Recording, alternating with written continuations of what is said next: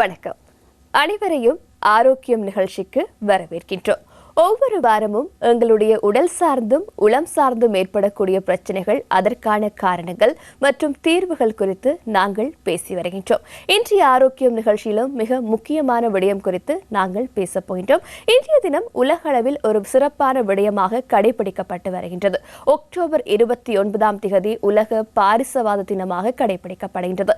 இந்த நோயின் தீவிரம், இந்த நோயினால் பாதிக்கப்பட்டவர்களை நாங்கள் எப்படி பாதுகாக்க வேண்டும், எங்களை அந்த நோயிலிருந்து பாதுகாக்க வேண்டும் அவசியம் குறித்து விழிப்புணர்வை ஏற்படுத்தும் வகையில் பல்வேறு விடயங்கள் உலக அளவில் இடம்பெற்று வருகின்றன. அந்த அளவில் இன்றைய தினம் நாங்கள் பாரிசவாத நோய் குறித்து தான் முழுமையாக பேசப் போகின்றோம். எம்மோடு இணைந்திருக்கின்றார் விசேட நரம்பியல் நிபுணர், கொழும்பு தேசிய வைத்தியசாலை இலங்கை பாரிசவாத சங்கத்தின் செயலாளர் வைத்தியர் தீனா திவாகரன் அவர்கள். வணக்கம். வணக்கம் ஷாலினி. உங்களை நாங்கள் ஆரோக்கியம் நிகழ்ச்சிக்கு வரவேற்கின்றோம். இன்றைய தினம் உலக பாரிசவாத தினமாக கடைபிடிக்கப்பட்டு வருகின்றது. அந்த அளவில் பாரிசவாத நோய் என்றால் என்ன, இதனை உலகத்தில் ஒரு தினமாக கடைபிடிப்பதற்கான முக்கியத்துவம் என்னவாக இருக்கின்றது என்பது தொடர்பாக விளக்கத்தினை கொடுக்க முடியுமா? இந்த உலகத்தில் எங்களுக்கு உயிராபத்தையும் அல்லது உடல் ஊனத்தையும் ஏற்படுத்தக்கூடிய மிக பிரதானமான நோய் என்றால் இதுதான் பாரிசவாத நோய். நான் நினைக்கிறேன் விபத்துகளுக்கு அடுத்ததாக, விபத்துகளுக்கும் இதய நோய்களுக்கும் அடுத்ததாக மிகவும் அதிகமாக ஊனத்தை ஏற்படுத்தும் நோயாக இது இருக்கின்றது. உயிராபத்து என்று சொல்லும் பொழுது கேன்சர், அதாவது புற்றுநோய்க்கு அடுத்ததாக மிகவும் ஆபத்தான நோயாக இருக்கின்றது. அதனை விட மிகவும் முக்கியம், இவை நான் அப்போது சொன்னதிலும் பார்க்க எங்களுக்கு மிகவும் ஏற்படக்கூடிய நோயாகவும் இருக்கின்றது. 25 வயதுக்கு மேற்பட்டவர்களை எடுத்தால் உலகில் 4 பேரில் ஒருவருக்கு நிச்சயமாக பாரிசவாத நோய் ஏற்படும். நீங்கள் நினைச்சு பாருங்கள், 4 பேரில் ஒருவருக்கு. இங்கு நாங்கள் 4 பேர் இருந்தால் எங்கள் அனைவருக்கும் 25 வயதுக்கு மேற்பட்டவர்கள் நிச்சயமாக ஒருவருக்கு ஏற்படும். ஆனால் இந்த இப்படி 4 பேரில் ஒருவருக்கு கூட ஏற்படக்கூடிய இதனை 90% அளவில் ஏற்படாமல் தவிர்த்துக் கொள்வது மிக இலகு. ஒரு சில காரணிகளை மிகவும் அக்கறையுடன் தவிர்த்து கொண்டால் அல்லது ஒழுகினால் மிக இலகுவாக 90% இந்த நோய் ஏற்படுவதிலிருந்து தப்பக்கூடியதாக இருக்கும். அதனாலும் இந்த நோய் ஏற்படும் பொழுது உடனடியாக சிகிச்சை பெற வேண்டும் என்ற கருத்தையும் நாங்கள் விளங்கிக் கொள்வதற்காகவும் தான் இன்றைய தினம் 29 அக்டோபர் மாதம் உலக அளவில் உலக பாரிசவாத தினம் என்று அனுட்டிக்கிறார்கள். கண்டிப்பாக அந்த நோய் சார்ந்த விழிப்புணர்வு எங்களிடத்தில் காணப்பட்டால் அதனை நாங்கள் 90% குறைக்கக்கூடிய வாய்ப்புகள் அதிகபட்சமாக காணப்படுகின்றன. மிக முக்கியமான விடயத்தையும் நீங்கள் கூறியிருந்தீர்கள். நாளில் ஒருவர் இருக்கும் இடத்தில் 25 வயதிற்கு மேற்பட்டவர்களாக இருந்தால் அதில் ஒருவருக்கு இந்த பாரிசவாதம் ஏற்படக்கூடிய வாய்ப்புகள் காணப்படுவதாக வைத்தியத்துறை சார்ந்து கூறப்படுகின்றது. அந்த அளவில் இந்த நோய் சார்ந்த விழிப்புணர்வு என்பது எங்களுக்கு மிக அவசியம் என்பதையும் நீங்கள் கூறினீர்கள். இந்த நோய் ஏற்படுவதற்கான மிக முக்கியமான காரணம் என்னவாக இருக்கின்றது? இதில் வகைகள் காணப்படுகின்றன. இதற்குரிய முக்கியமான காரணங்களை விளங்கிக் கொள்வதற்கு நீங்கள் அப்பொழுது கேட்ட கேள்வியை, ஃபர்ஸ்ட் கேள்வி, முதல் கேள்வியை மீண்டும் ஞாபகப்படுத்துகின்றேன். நீங்கள் கேட்டீர்கள் பாரிசவாதம் என்றால் என்ன? பாரிசவாதம் என்பது எங்களுடைய பிரெயினில், எங்களுடைய மூளையின் ஒரு பகுதி இயக்கமற்று இறந்து போகுதல். இப்போ நாங்கள் இறந்து போகுதல் இல்லை, மூளையின் ஒரு சின்ன பகுதி இறந்து போகுதல். அப்போ மூளை என்றால் என்ன? நாங்கள் இயங்குவது, பேசுவது, எங்கள் கைகால் அசைவு, எங்கள் கைகால் உணர்வுகள், இப்பொழுது நான் உங்களுடன் பேசுவது, எங்கள் எண்ணங்கள் அனைத்தும் இந்த கட்டுப்பாட்டு மையமாக இருப்பது பிரெயின் தான், மூளை தான். ஒரு வகையில் நான் என்று சொன்னாலே அதுதான். நாங்கள் நான் என்று சொல்லும் பொழுது மூளையை பற்றி தான் பேசுகின்றோம். மிச்ச அனைத்தும் அங்கங்கு இயக்கப்படுகின்றது. அப்போ இந்த கட்டுப்பாட்டு மையத்தில் ஒரு பகுதி இயக்கமற்று போனால், இறந்து போனால், அந்த பகுதிக்குரிய இயக்கங்கள் இல்லாமல் போகும். உதாரணமாக மூளையின் இடது பக்கத்தில், முன்பக்கத்தில் ஒரு இறப்பு ஏற்பட்டால், ஒரு அழிவு ஏற்பட்டால் எனக்கு ஒரு பக்கம் இயலாமல் போகலாம். ஒரு கை, கால், வாய், முகம் கோணலாம். சில வேளை பேச முடியாமல் போகலாம் அல்லது பேச்சு தீக்கலாம். சில வேளைகளில் இயக்கம் இருக்கும், ஆனால் உணர்ச்சி இல்லாமல் போகலாம். சில வேளைகளில் தலை சுற்றலாம், கண் பார்வை ஒரு பக்கம் கண் பார்வை இல்லாமல் போகலாம். இப்போ இதுகள் தான் பிரதான அறிகுறிகள். இன்னும் கன அறிகுறி இருந்தாலும் இந்த பிரதான அறிகுறிகளை தெரிந்து கொண்டால் சரி.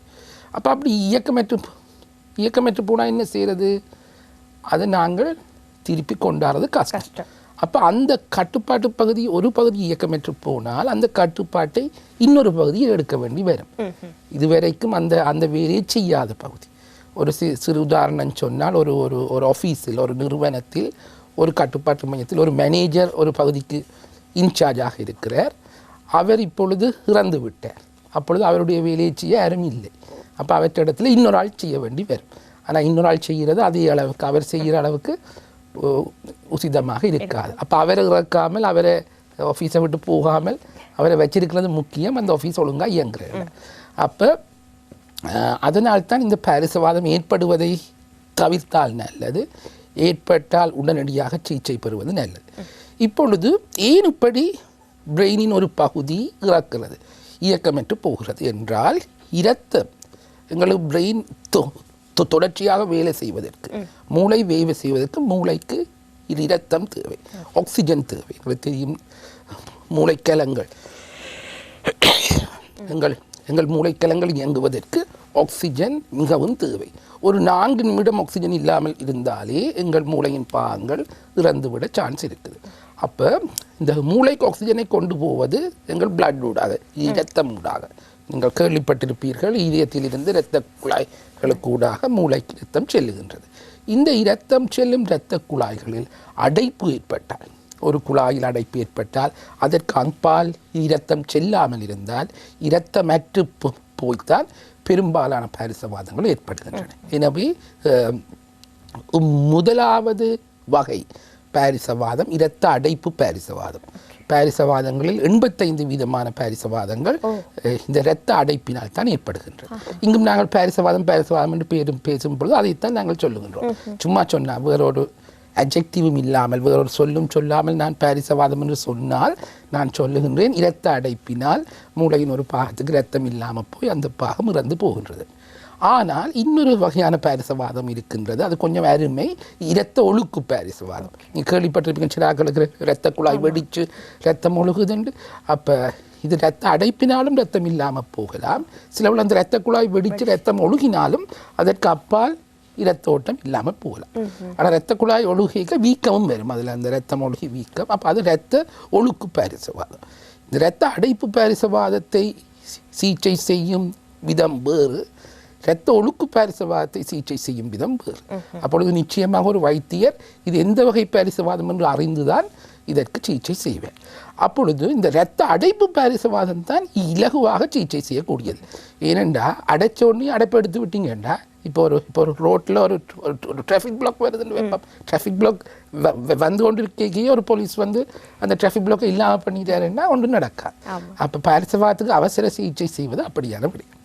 அந்த அளவில் 2 வகையான பாரிசவாதங்கள் காணப்படுகின்றன. நாங்கள் அதனை அறிந்தவுடன் உடனே வைத்திய சிகிச்சையை மேற்கொள்வது சிறந்ததென நீங்கள் கூறியிருந்தீர்கள். இவற்றை நாங்கள் எவ்வாறு இனம் காண்பது என்று கூற முடியுமா?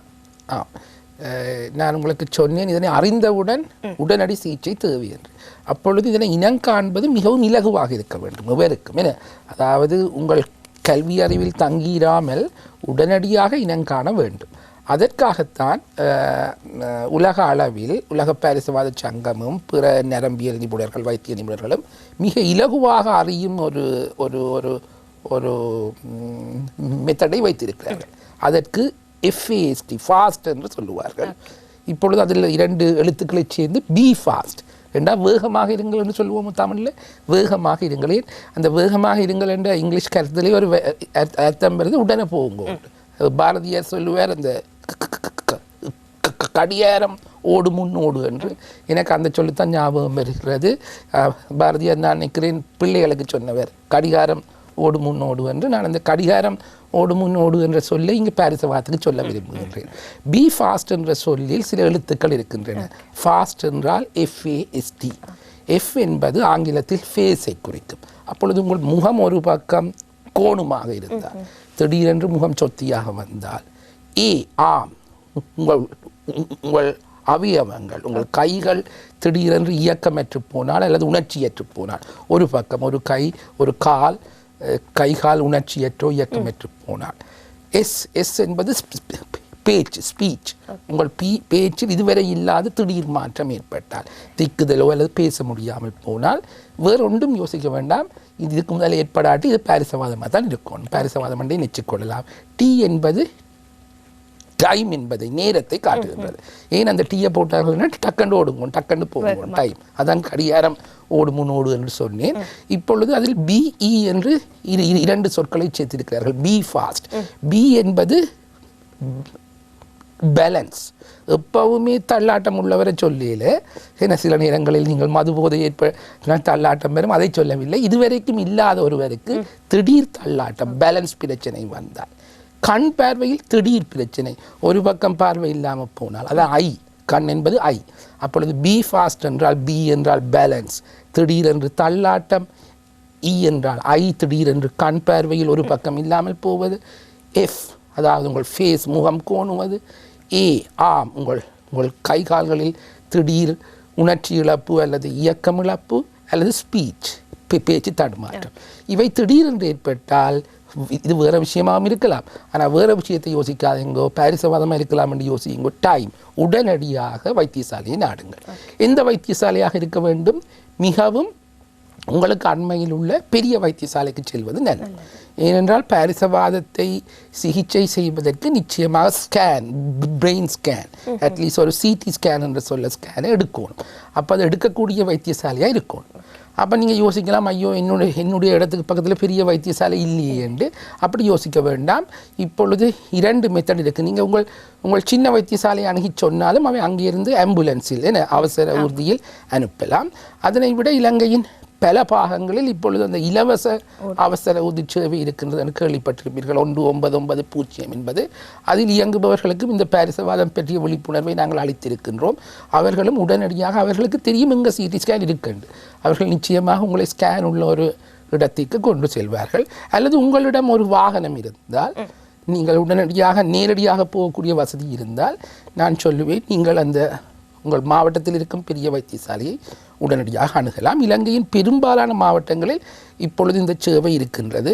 அனைத்து மாவட்டங்களிலும் இருக்கின்ற நான் சொல்ல முடியாதுதான், ஆனால் பெரும்பாலான மாவட்டங்களில் இருக்கின்றது. அப்பொழுது நீங்கள் உடனடியாக சென்றீர்கள் என்றால் அங்கு ஒரு ஸ்கேன் எடுப்பார்கள். ஸ்கேனில் அவர்கள் இரத்த அடைப்பு பாரிசவாதமாக, இரத்த ஒழுக்கு பாரிசவாதமாக கண்டுபிடிப்பார்கள்.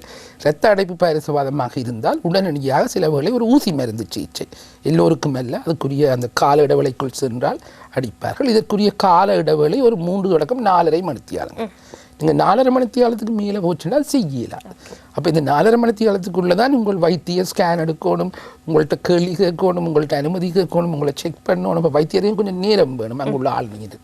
அப்போ நீங்கள் எவ்வளவு வேகமாக போகணும்? முந்தியண்ட நாங்கள் சொல்லுவோம் 3 மணித்தியாலத்துக்கு போகணும். நான் இப்போ அதுவும் சொல்ல மாட்டேன். 3 மணித்தியாலமே டூ லேட். அப்போ உடனே போகும்.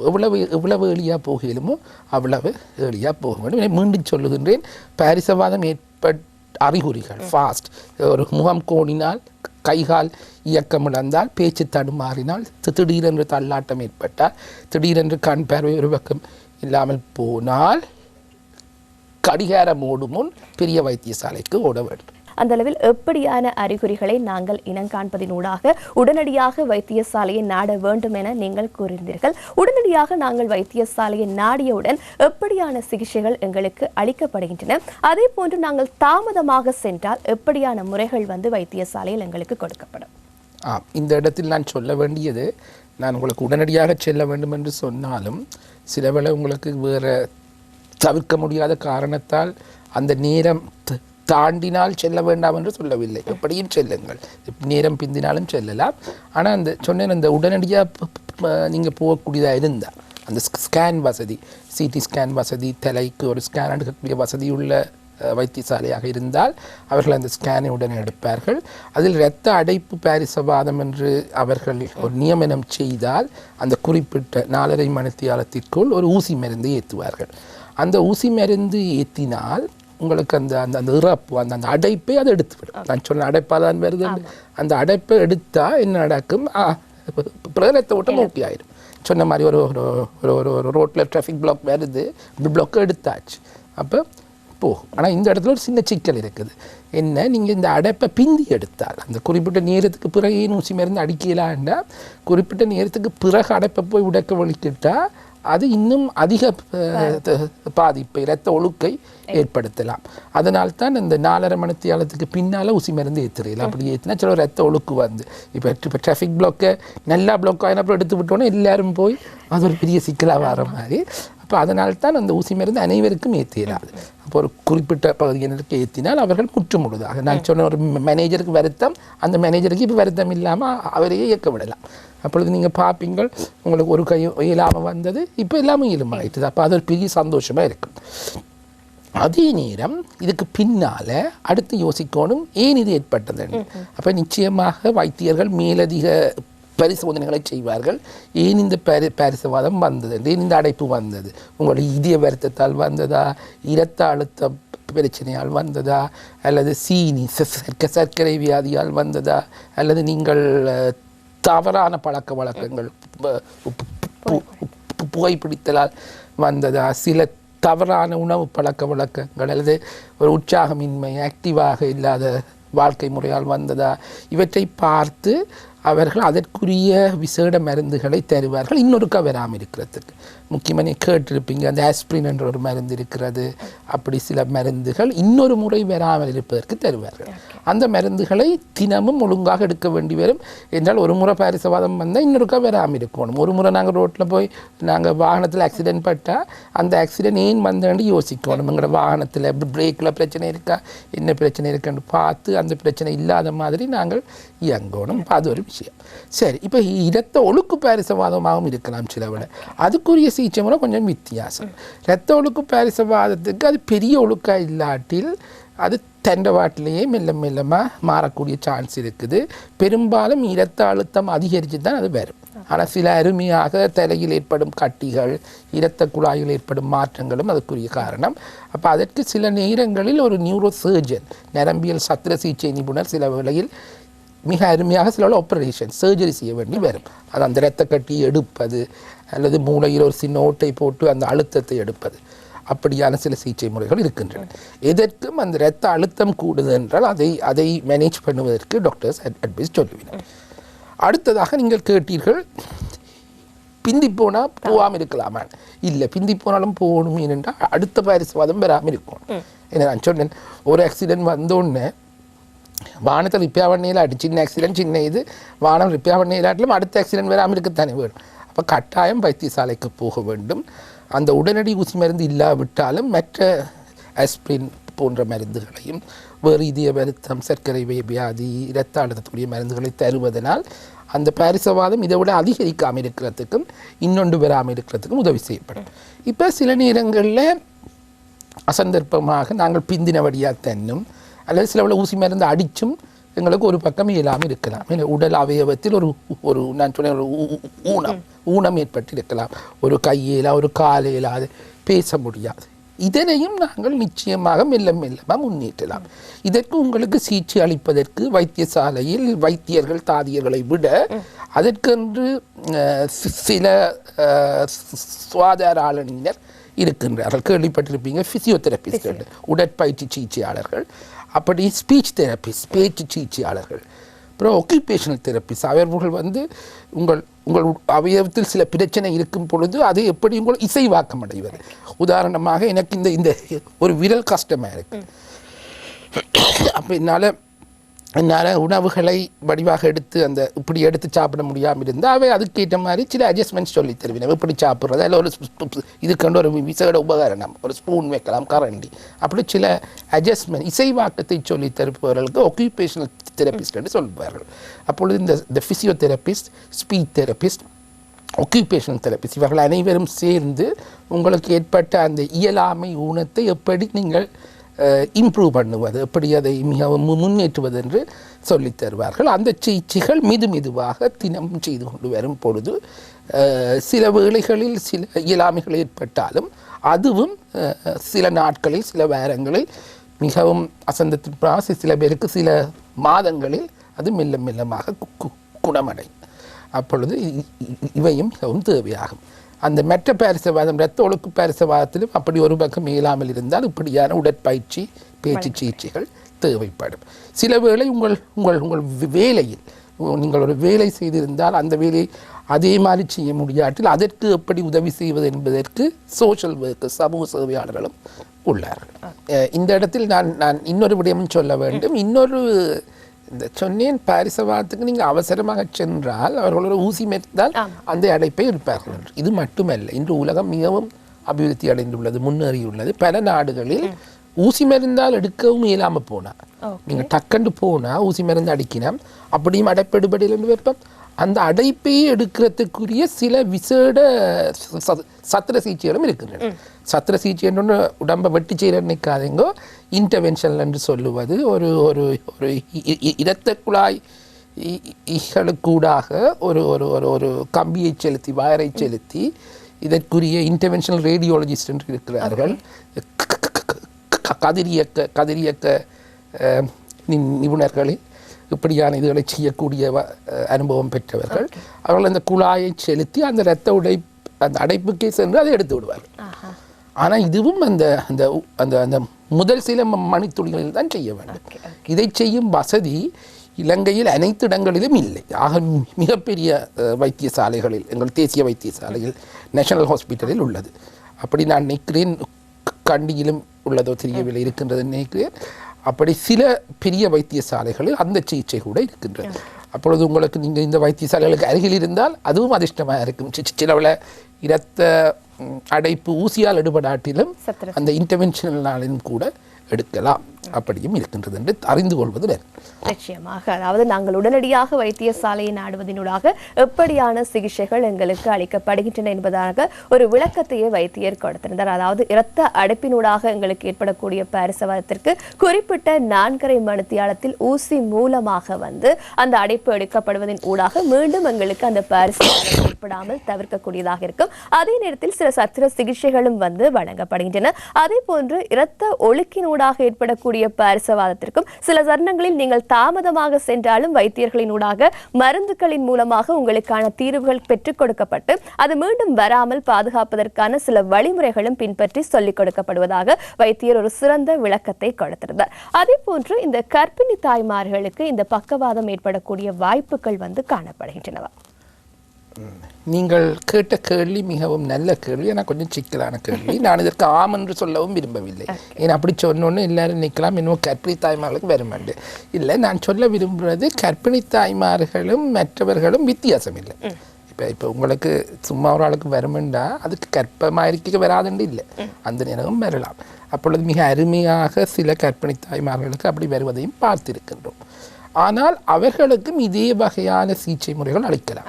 அப்போ சில வேளைகளில் இது ஒரு முக்கியமான மெசேஜ் நீங்கள் கேட்டது. சிலருக்கு எனக்கு கர்ப்பம் தரித்திருக்கிறேன், அதனால் இந்த சிகிச்சையெல்லாம் அளிக்க இயலாது, நான் போக இயலாதுன்னு நிற்க வேண்டாம். கர்ப்பமாக இருந்தாலும் உடனடியாக வைத்தியசாலையை நாடுங்கள். அங்கும் உங்களுக்கு இதே சிகிச்சைகள் அளித்து வெற்றிகரமாக அளிக்கலாம். ஆனால் நிச்சயமாக கர்ப்பத்தில் இது கூட வருவதுன்னா அப்படி ஒன்றும் இல்லை. உங்களுக்கு சாதாரணமாக என்ன ரிஸ்க் இருக்கோ அதே ரிஸ்காகத்தான் இருக்கும். மற்றது கர்ப்பிணி தாய்மார்கள் அநேகமாக வயது அதிகமானவர்கள் அல்ல, இளம் வயதினர். அப்போ இளம் வயதினருக்கு பாரிசவாதம் வருவது கொஞ்சம் அவ்வளவு ஏற்படுவதில்லை. ஏன்னா வயது போகத்தான் அந்த சான்ஸ் கூட. ஆனால் இப்போ இளம் வயதினருக்கு வருது என்ன, நாங்கள் எங்களுடைய ஆக்டிவ் லைஃப் ஸ்டைல், உடற்பயிற்சி இல்லாமல் மற்றது போதை புகைத்தலுக்கு ஆட்பட்டால் வரலாம். ஒரு வைத்தியராக இந்த பாரிசவாதத்தை தவிர்ப்பதற்கு எப்படியான விடயங்களை நாங்கள் கையாள வேண்டியிருக்கின்றது? நான் நினைக்கிறேன் இன்றைய எங்கள் சந்திப்பில் மிக முக்கியமான கேள்வி இதுதான். நீங்கள் சரியாக சொன்னீர்கள், ஒன்றுபட்டு வெற்றி கொள்வோம் வெற்றி கொள்வோம் என்பதுதான் இன்றைய நாளின் உலகளாவிய தொனிப்பொருள். ஆங்கிலத்தில் சொல்லுவதானால் அவர்கள் சொல்லுகிறார்கள், together we can be greater than the stroke. அதாவது பாரிசவாதத்திலும் பார்க்கல் நாங்கள் பெரியவர்கள் என்ற ஒரு எண்ணத்தை, அதாவது நாங்கள் என்று சொல்லுவது நாங்கள் எங்களுடைய மனித குலம். அப்பொழுது ஒன்றுபட்டு வெற்றி கொள்வோம் என்று சொல்வது பாரிசவாதத்தை தவிர்ப்பதற்கு ஒருவருக்கோ இருவருக்கு சிகிச்சை அளித்து பிரயோசனம் இல்லை. நாங்கள் சொன்னோம் 4 பேரில் ஒருவருக்கு ஏற்படுது. அப்போ உலக அளவில் இன்று உலக மக்களை காப்பதற்கு வேறு எத்தனையோ விடயங்கள் இருக்கின்றன. யுத்தம் இல்லாமல் இருக்க வேண்டும். அப்படி இதுவும் முக்கியம். ஒரு சில நேரம் யுத்தத்துடன் ஒப்பிட்டால் அதை விட இது முக்கியம். நான் நினைக்கிறேன் எந்த யுத்தத்திலும் உலக மக்கள் தொகையில் 25% மக்கள் தொகையை இல்லாமல் செய்யும் யுத்தம் இதுவரைக்கும் வந்ததில்லை என்று நினைக்கின்றேன். அப்போ இது அதிலும் பார்க்க முக்கியம். இந்த 4ல் 1. ஆனால் அதில் மட்டும் இல்லை, அந்த 4ல் 1 நாங்கள் இப்பொழுது ஸ்டாட்டிஸ்டிக்கலாக ப்ரூவ் பண்ணியிருக்கிறோம். 90% பாரிஸ் விவாதத்தை இல்லாமல் செய்யலாம், ஏற்படாமல் தவிர்க்கலாம்.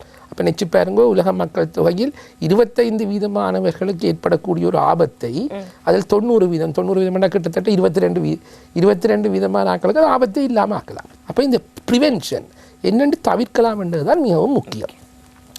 அப்போ தவிர்ப்பதற்கான மிக முக்கியமான காரணிகளில் ஒன்று இரத்த அழுத்தம். நீங்கள் இரத்த அழுத்தம் இருந்தால் அதனை கட்டுப்பாட்டில் வைத்திருப்பதற்கு மருந்து வேண்டுமென்றால் மருந்து, உடற்பயிற்சி. அதனால் நாங்கள் அனைவரும் எங்கள் இரத்த அழுத்தத்தை கட்டுப்பாட்டில் வைத்திருக்க வேண்டும் என்றது மிகவும் முக்கியம். நான் என்னிடம் சிகிச்சை பெற வருபவர்களை பார்த்திருக்கின்றேன். சிலர் நினைக்கிறார்கள் இரத்த அழுத்தத்தை செக் பண்ணி இன்றைக்கு கூட வேண்டாம், இன்றைக்கு மட்டும் மருந்தெடுக்கலாம். அப்படி அல்ல. இரத்த அழுத்தம் நீண்ட காலம் இருந்தால் உங்கள் தலையின் இரத்த குழாய்களில் மெதுவாக மாற்றங்கள் வரும். இந்த மாற்றங்கள் உடனடியாக வரும் மாற்றங்கள் அல்ல, காலப்போக்கில் வருவது. அப்பொழுது ஒவ்வொரு நாளும் இரத்த அழுத்தத்தை பார்த்துட்டு இரத்த அழுத்தம் கூட இருந்தால் மட்டும் மருந்து எடுக்கிறது என்று இல்லை. நான் அவர்களுக்கு சொல்லுவேன், இந்த இரத்த அழுத்தத்துக்கு மருந்து எடுக்கிறது பல்லு மினுக்கிறது மாதிரி இல்லை, லைக் ப்ரஷிங் யோர் டீத். நாங்கள் அனைவரும் இன்றைக்கு மட்டும் பல்லு நொந்தால் மட்டும் பல்லு மினுக்கிறதில்லை, ஒவ்வொரு நாளும் தான் பல்லு மினுக்குவோம். அப்படி உங்களுக்கு இரத்த அழுத்தம் இருந்தால் இரத்த அழுத்தத்திற்குரிய மருந்துகளை தவறாமல் தினமும் உட்கொள்வது மிகவும் முக்கியம். அதுதான் மிக பிரதானம். மற்றது இந்த புகைப்பிடித்தல் ஒரு முக்கியமான காரணியாக இனம் காணப்பட்டுள்ளது. எனவே அனைவரும் புகைப்பிடித்தலை தவிர்ப்பதும், நீங்கள் வீட்டிற்குள் வைத்து அப்படி ஸ்மோக் பண்ணினால் புகைப்பிடித்தால் அது மற்றவர்களுக்கு இன்னும் அதிக தீங்கு. கண்டுபிடிக்கப்பட்டிருக்கிறது, ஒருவர் இன்னொருவருக்கு அருகிலிருந்து புகைப்பிடிக்கும் பொழுது ஒரு மூடிய அறையினுள் அந்த புகைப்பிடிப்பவருக்கு ஏற்படும் தீங்கிலும் பார்க்க மற்றவருக்கும் இந்த பசிவ் ஸ்மோக்கிங் என்று சொல்லுவார்கள் ஏற்படும். அப்பொழுது புகைத்தலை தவிர்ப்பது 2வது முக்கிய காரணி. அடுத்ததாக ஆக்டிவாக இருக்கிறது, அதாவது வாழ்க்கையில் உடற்பயிற்சி மிகவும் முக்கியம். நான் நினைக்கிறேன் 100 வருடங்களுக்கு முன்னர் எங்கள் முந்தையவர்கள் வாழ்க்கையில் பட்ட கஷ்டத்திலும் பார்க்குற உடற்பயிற்சியின் அளவு எங்களுக்கு அவ்வளவு இல்லை நினைக்கிறேன். வாழ்க்கை மிகவும் இலகுவாகியுள்ளது. நாங்கள் ஒரு வீட்டில் இருந்தபடியே சில கம்ப்யூட்டருக்கு முன்னால் இருந்தே எல்லாம் உணவு கூட உட பண்ணி எடுக்கலாம், சாப்பாடு அதிகமாக கிடைக்கின்றது. ஆனால் உடற்பயிற்சி 10. அப்போ ஆக்டிவான லைஃப் ஸ்டைல், அந்த வசனத்தை சொல்வதற்கு மன்னிக்கவும் சோம்பேறித்தனமான வாழ்க்கையாக இருக்காமல் ஒரு சுறுசுறுப்பான வாழ்க்கையாக இருப்பது முக்கியம். அடுத்தது இந்த இதய வருத்தங்கள். இதயத்திலிருந்து தான் எங்களுக்கு தலைக்கு ரத்தம் போடுகின்றது. அப்போ இதய வருத்தம் உள்ளவர்கள் அந்த இதய வருத்தத்துக்குரிய மருந்துகளை ஒழுங்காக உட்கொள்ள வேண்டும்.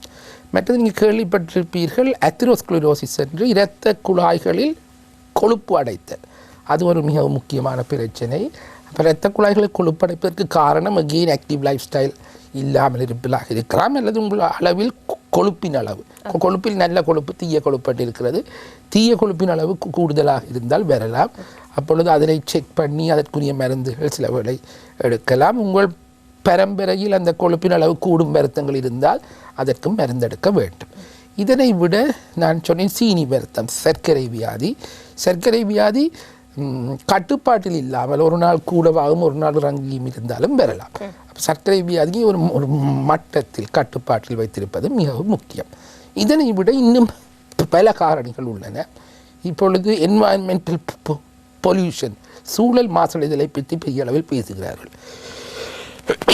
சூழல் மாசடைதலை நாங்கள் தனியொருவராக தவிர்ப்பது மிகவும் கடினம். அதான் இந்த வருடத்துக்குரிய தொனிப்பொருளில் ஒன்றுபடுவோம் என்று சொல்வது அதுதான். அப்போ இன்னொருவருடைய பாரிசவாதத்தை ஏற்படக்கூடிய சான்ஸை குறைக்கும் பொறுப்பு எனக்கும் இருக்கிறது. இப்போ நான் என்ன மட்டும் காப்பாற்றவே இல்லை. இப்போ சூழல் மாசடையாமல் இருப்பது, சூழலில் அழுக்குகள் சேராமல் சூழலில் தீய காற்றுக்கள் சேராமல் இருப்பதும் மிகவும் முக்கியம். அப்போ அதற்கு நான் நினைக்கிறேன் இந்த கலந்துரையாடல் அதற்குரிய கலந்துரையாடல் இல்லை. அது பற்றியே நாங்கள் பேசலாம் ஒரு மணித்தியாலம். எப்படியான அன்றாட வாழ்க்கை முறை, நாங்கள் பயன்படுத்தும் வாகனங்கள், உபகரணங்கள், நாங்கள் சமைத்தல், இண்டஸ்ட்ரி, தொழிற்சாலைகளை பயன்படுத்தும் விடயங்கள், இவற்றை பற்றியும் யோசிக்க வேண்டும். அடுத்ததாக இந்த தீய பழக்க வழக்கங்கள், போதை வஸ்துக்கள், அதுகளாலும் வரலாம். சில போதை வஸ்துக்களால் உடனடி பாரிசவாதம் எடுக்க வரலாம். உணவு பழக்க வழக்கங்களும் மிகவும் முக்கியம். உணவு என்று சொல்லும் பொழுது ஒரு உடலுக்கு தேவையான நிறைவான உணவு, கொழுப்பு அதிகம் இல்லாத ஒரு அளவான கொழுப்பு தேவை, அளவான கொழுப்பு என அப்படியான உணவு பழக்க வழக்கங்களும் முக்கியம். அப்போ இவற்றை நாங்கள் ஒழுங்காக செய்தால் ஒருவருக்கு பாரிசவாதம் வரக்கூடிய சான்சஸ் வெறும் லோவாகும். அதில் அவர்கள் சொல்லுகிறார்கள் 90% லோவாகும். கண்டிப்பாக இப்படியான விடயங்களை நாங்கள் கடைபிடிப்பதனூடாக பாரிசவாதம் வராமல் தவிர்க்க முடியும். அதே போன்று எங்களை பாதுகாத்துக் கொள்ளக்கூடியதாகவும் இருக்கின்றது. உடற்பயிற்சி, சரியான உணவு பழக்க வழக்கம், அதே போன்று நீரிழிவு, இரத்த அழுத்தம், தீய கொழுப்பு எங்களுடைய உடலில் காணப்பட்டால் அது சார்ந்த மருந்துகளை நாங்கள் சரிவர பெற்றுக்கொள்வதனூடாக பாரிசவாதத்திலிருந்து எங்களை அதீதமாக பாதுகாத்துக் கொள்ளக்கூடியதாக இருக்கும் என வைத்தியர் கூறியிருந்தார். இன்னொரு முக்கியமான விடயமாக நீங்கள் அடிக்கடி ஞாபகப்படுத்தியதுதான், இன்றைய காலகட்டத்தில் 25 மேற்பட்டவர்களுக்கு நாளில் ஒருவருக்கு இந்த பாரிசவாதம் ஏற்படக்கூடியதாக இருக்கும் என்பதாக. அதே போன்று இலங்கையை பொறுத்தமட்டில் மரணங்களில் மிக முக்கிய காரணிகளில் ஒன்றாகவும் பாரிசவாதம் என்பது காணப்படுகின்றது. இன்றைய தின தொனிப்பொருளும் ஒன்று பற்று வெற்றி கொள்வோம் என்பதால் இலங்கையை பொறுத்தமட்டில் இந்த பாரிசவாதம் குறித்தான விழிப்புணர்வு எப்படியாக காணப்படுகின்றது, இன்றைய தினத்தில் எப்படியான நடவடிக்கைகள் மேற்கொள்ளப்படுகின்றன? நான் நினைக்கிறேன் பாரிசவாதம் பற்றிய விழிப்புணர்வு இலங்கையில் இன்று மிகவும் அதிகமாக உள்ளது. அதனை ஒரு சமூக அடிப்படையிலும் காணுகின்றேன், தனிப்பட்ட அடிப்படையில் எங்களிடம் சிகிச்சை பெற வரும் நோயாளர்களிலும் பார்க்கின்றேன். என்றாலும் இன்னும் விழிப்புணர்வு வருவதற்கு மிகவும் தூரங்கள் செல்ல வேண்டியிருக்கின்றது. நீங்கள் சொல்லியிருந்தீர்கள், நான் இலங்கை பாரிசவாத சங்கத்தில் இருக்கின்றேன். இலங்கை பாரிசவாத சங்கம் இப்பொழுது உருவாக்கப்பட்டு இப்பொழுது 22 வருடங்களை அண்மித்துக் கொண்டிருக்கின்றது. அதன் நோக்கம் உலக பாரிசவாத சங்கத்தின் ஒரு கிளையாகத்தான் அது வந்தது. அதன் நோக்கம் இலங்கையில் மக்களிடையே இந்த பாரிசவாதம் பற்றிய விழிப்புணர்வை ஏற்படுத்தி அதனை எப்படி தவிர்க்கலாம் என்பதையும், உடனடி சிகிச்சை பெறுவதையும், நீண்டகால சிகிச்சை பெறுவதையும் ஏற்படுத்துவது. இதன் பாரிசவாத சங்கம் தொடக்கப்பட்ட நாளிலிருந்து ஒவ்வொரு வருடமும் எங்களுடைய மிக பிரதான ஒரு ஆக்டிவிட்டி, தொழிற்பாடாக இருந்தது. நாங்கள் அந்த வாக் என்று சொல்லுவோம், ஆனுவல் வாக், நடைபவனி. அப்பொழுது கொழும்பிலும் பிற மாவட்டங்களிலும் பல இடங்களில் இந்த நடைபவனியை ஏற்படுத்தியுள்ளோம். எனக்கு மிகவும் மனதில் உள்ளது, சில வேளை இங்கே கேட்டுக்கொண்டிருக்கும் நேயர்களுக்கு சில வேளை தெரியலாம், மட்டக்களப்பு மாவட்டத்தில் 2018ஆம் ஆண்டு நாங்கள் மட்டக்களப்பில் ஒரு மிகப்பெரிய நடைபவனியை வைத்திருந்தோம். கிட்டத்தட்ட 6000 வரையிலான மக்கள் அதில் பங்கு பெற்றிருந்தார்கள். பாடசாலைகள் மிகவும் அழகாக இருந்தது. அது பற்றிய சில படங்களும் கூட இங்கே இருக்கின்றன, நீங்கள் பார்க்கலாம். அப்பொழுது அப்படி பல மாவட்டங்களில் இதனை செய்துள்ளோம். இந்த நாட்டு சூழலினால், முக்கியமாக இந்த கோவிட் தொற்று நோய் பேண்டமிக்கின் பிறகு அப்படியான நடைபவனிகள் ஏற்படவில்லை. ஆனால் இந்த வருடம் கொழும்பில் இலங்கையின் முன்னாள் கிரிக்கெட் பிரபல வீரர்களான ரொஷான் மகாநாம அவர்களுடைய பங்கு பெற்றுதலுடன் இந்த வருடம் அடுத்த மாதம் அளவில் நவம்பரில் ஒரு நடைபவனி வைக்க இருக்கின்றோம். இதனை விடவும் வேறு கரவிடயங்கள் செய்கின்றோம். முக்கியமாக வைத்தியசாலைகளுக்கு எமது இலங்கை பாரிசவாத சங்கத்தின் ஆளணியினர் சென்று அங்கு இந்த பாரிசவாத சிகிச்சை அளிக்கும் வைத்தியர்கள், இதர ஆளணியினருக்கு சில அறிவுரைகள், பயிற்சிகள், அனுபவ கலந்துரையாடல்களை அளிக்கின்றோம். எமது வெப்சைட் இருக்கின்றது. அதில் பொதுமக்களுக்குரிய பல விழிப்புணர்வு தகவல்கள். இலங்கை நரம்பியல் சங்கம், அசோசியேஷன் ஆஃப் ஸ்ரீலங்கன் நியூரோலஜிஸ்ட் உடன் சேர்ந்து ஒரு இயங்கும் மேப் ஒன்று இருக்கிறது. அதில் இப்போ இந்த சிடி ஸ்கேன்